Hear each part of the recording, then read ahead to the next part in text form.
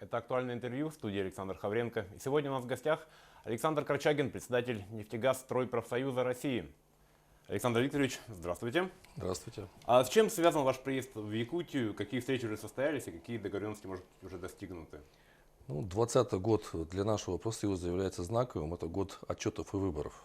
И в декабре этого года состоится съезд Нефтегаз-Стройпрофсоюза России в Москве, где мы в целом отчитаемся о той работе, которая проделана за 5 лет. Точно так же отчитываются наши структурные организации. Сегодня состоялась конференция якутской организации Нефтегаз-Стройпрофсоюза. Отчитался председатель Нечай Федор Владимирович о работе. Данную оценку ему дали положительную, избрали на новый период деятельности. И вот здесь фактор, с одной стороны, принять участие в работе конференции, с другой, максимально использовать время, чтобы данную возможность, чтобы встретиться с руководителями, с коллективами нефтяных и газовых компаний, встретиться с Министерством промышленности, встретиться с депутатами местного собрания. Данные встречи прошли, и мы 2 дня в такой напряженной работе. Я думаю, мы в дальнейшем будем более активно взаимодействовать вот после тех встреч, которые прошли. Вы возглавляете один из самых многочисленных профсоюзов в стране. Что сегодня больше всего волнует работников вашей отрасли? Есть ли какие-то отличия от проблем в других сферах? Да, наш профсоюз насчитывает 1 230 000 нефтяников, газовиков, нефтехимиков. Мы работаем от Сахалина до Калининграда, от Ямбурга до Кавказа. И основные функции, как и везде в профсоюзе, это защита социально-экономических прав и интересов.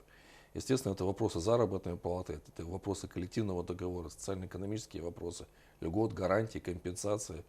Этой работой профсоюз занимался, занимается на сегодняшний день. В отрасли, в нашей отрасли, еще очень важный спектр – это безопасность труда, охрана труда на производстве, потому что мы работаем на объектах пожаров, взрывоопасных, повышенной опасности. И здесь квалификация сотрудников, условия охраны труда, технологические процессы.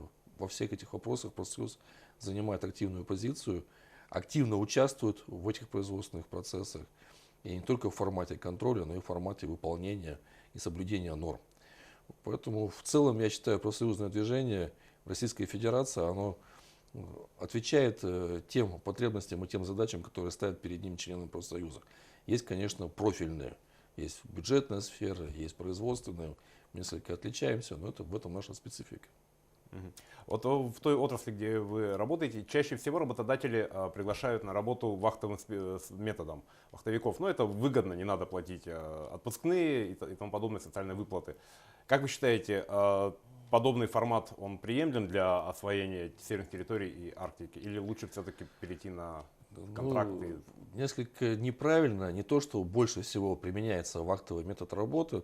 Мы говорим о освоении северных территорий, о освоении северных месторождений, то, что касается Саха-Якутии здесь.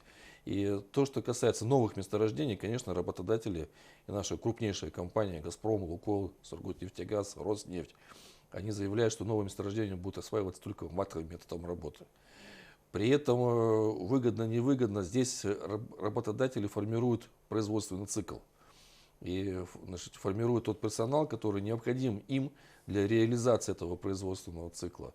Здесь уже профсоюзы принимают это как данность. А вот соблюдение норм вахтового метода работы, чтобы были соблюдены все последовательные функции, связанные с трудовыми отношениями, трудовой кодекс и то, что мы вкладываем в вахтовый метод работы, поверьте, там, если соблюдаются все нормы, там есть и отпускные, там есть и формат компенсации, там есть и формат обеспечения перевозки, и форматы медицинского сопровождения, в том числе и персонала.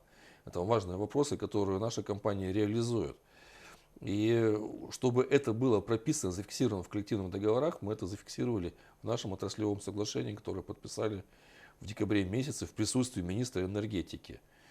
Поэтому самая важная особенность вахтового метода работы – это, конечно, более сложные условия труда по временному циклу. Вахтовик работает без выходных, работает по 12 часов, но при этом у него есть межвахтовый цикл, где он, значит, может проводить время с семьей или заниматься там какими-то своими, значит, направлениями деятельности. В актовой более сложно в формате реализации, это более жесткие условия эксплуатации, если так, значит, правильно говорить. Поэтому здесь очень важны гарантии. Вот профсоюз, наш профсоюз, эти гарантии прописывает, в наших компаниях они выполняются. В полном объеме. Да. Мгм. А вот для освоения северных территорий, для того, чтобы Дальний Восток жил, продолжал жить, придумано несколько механизмов, в том числе дальневосточный гектар, дальневосточная ипотека. Вот на ваш взгляд, нужно ли чем-то еще дополнять эти механизмы для того, чтобы привлекать людей на север, на Дальний Восток? Значит, ну, здесь нужно понимать, а в чем проблематика, почему, значит, данные программы применяются. Основная проблема, что север, Дальний Восток теряет приоритет своей привлекательности, особенно для молодежи, для наших молодых граждан. И даже те, кто, значит, жили здесь вместе с родителями, не всегда возвращаются обратно на северные регионы и Дальний Восток. Вот это касается и вопроса, почему вообще люди приезжали на север. Кто-то здесь родился, у кого-то здесь предки. Значит, это малой народности, коренное население. Это одна тема. Есть другая тема, что, по сути, через север, российский север в свое время проехал весь Советский Союз. Значит, все приезжали на север практически, но немногие остались. А те, кто остались, они стали так называемые северяне, которые без национальностей, значит, у которых нет каких-то конфессиональных споров, потому что здесь приоритет один, более жесткие условия проживания, они диктуют дружественность, значит, взаимовыдержку, поддержку друг другу. И это реализуется, значит, это то уже воспитано новое поколение северян, те, кто живут. Вот почему, для чего, как это произошло? Значит, в первую очередь север был привлекателен в формате заработной платы. Были районные коэффициенты, северные надбавки, которые нормативно делали заработную плату на севере в разы больше, чем человек может заработать на таком же рабочем месте на земле. На сегодняшний день, к сожалению, этот формат нивелируется. Средняя заработная плата северных регионов, она выравнивается со средней заработной платой по России. И смысл ехать, значит, в тяжелые климатические условия работать, и, значит, если у тебя нет формата приоритета. Немногие компании, ну, в нашей отрасли, значит, эти компании выдерживают еще этот фактор. Но, значит, те, кто работают рядом с нами, и даже сервисные компании или подрядные организации, к сожалению, там ситуация другая. И факторов преимущества зарплаты на сегодняшний день становится все меньше и меньше. Поэтому государство пытается включить дополнительные факторы преимущества. Это то, что вы озвучили, и гектар, и дополнительные льготы. И вот нам предстоит в ближайшем будущем вырабатывать совместно с депутатами, местными депутатами, с депутатами Государственной Думы, с нашими профсоюзными лидерами, а как мы дальше видим условия жизни и работы на севере, как они будут компенсироваться, как они будут привлекательны. Значит, и что мы можем сделать, чтобы молодежь, квалифицированная молодежь, приезжала на рабочие места на север и работала.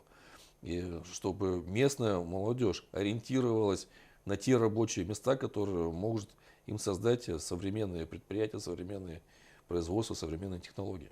А можно вот на конкретных примерах какие-то инициативы, с которыми выступает профсоюз для привлечения людей? Ну, первое, значит, мы принципиально озвучиваем позицию не трогать, значит, северные районные коэффициенты. Пока мы не готовы, значит, выработать альтернативу. Поэтому северные районные коэффициенты должны применяться, должны исполняться нашими работодателями. Значит, это первый фактор. Второй фактор, конечно, гарантии, которые связаны с севером и вообще с удаленностью. Это возможность льготного переезда, возможность льготного обеспечения дополнительными услугами здравоохранения центральной части Российской Федерации или, значит, нашего юга, нашими здравницами на юге. Это касается и детского отдыха, доступность для детей детского отдыха на юге России. Значит, это факторы, на которых настаивает профсоюз, это фактор оздоровления нашего поколения, будущего поколения. Поэтому вот в этом формате обсуждаются новые нормы. Допустим, отмена НДФЛ, значит, для работников на севере или на крайнем севере.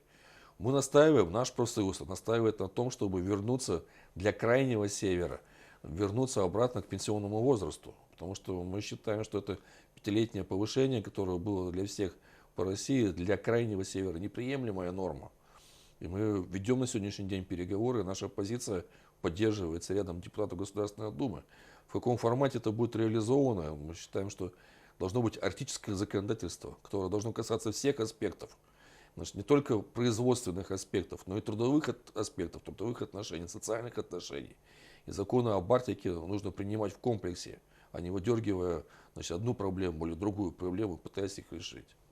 Мгм. А насколько вы знакомы с деятельностью профсоюзных организаций, предприятий, компаний, которые работают вот на севере у нас в Якутии, и как можете оценить их работу? Ну вот профсоюзные организации, здесь же вот, профсоюзные организации работают в рамках компании, в рамках того бизнес-процесса, который, значит, создается. И то, что касается Саха-нефтегаза, компаний, которые локальные, значит, у них как ограниченный экономический ресурс. В чем он заключается? Значит, производство продукта, конечного продукта, значит, переработки нефти, газа, оно для местного населения. Нет выхода сбыта значит, за рубеж, и нет, значит, дополнительных мощностей по переработке в конечный продукт. В этом заключается проблематика. Потому что такие компании большие, как Сургутнефтегаз или Газпром или Роснефть, значит, реализуя, учитывая, что цены на бензин, значит, на газ регламентируются государством, и практически не зарабатывая прибыль внутри России, эти компании компенсируют этот фактор, когда они реализуют конечную продукцию за рубежом. Значит, импортная составляющая, экспортная составляющая, она дает дополнительный финансовый ресурс компании, и это прибыль компании. Когда у компании есть прибыль, тогда есть возможность договариваться о повышении заработной платы и о социальном пакете. А когда компания локальная, значит, внутри, значит, какой-то ограниченной территории, здесь более сложные экономические условия. И здесь нужно понимать, что вот спектр, весь спектр, начиная от трудовых отношений, коллективного договора, должен решаться совместно. При этом я знаю, что компании, которые наши здесь в Якутии, они имеют лучший коллективный договор. Значит, для данного региона это является достижением. Это говорит о том, что работодатели и руководители этих компаний, они социально ответственные люди. Они здесь работают, они здесь живут, они понимают условия жизнедеятельности своих сотрудников, им это не безразлично. Мы с ними вчера встречались, это, поверьте, люди очень ответственные. Значит, таких работодателей нужно приветствовать и их опыт работы пропагандировать в дальнейшем. Потому что, к сожалению, у нас встречаются собственники компаний, которые через деньги видят, значит, все, значит, от человека труда до реализации конечной задачи. Это неправильно.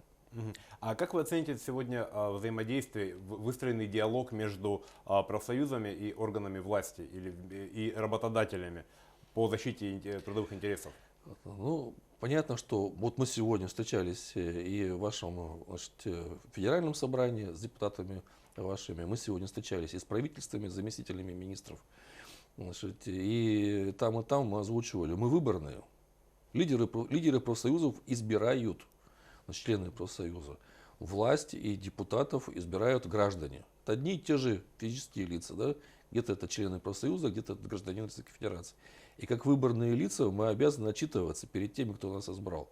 И, естественно, у нас есть целый спектр вопросов, где мы должны совместно вырабатывать некий формат видения, значит, допустим, там, северной проблематики, значит, там, гарантии для северян, или организация рабочих мест на севере, или перспектива развития севера. Да?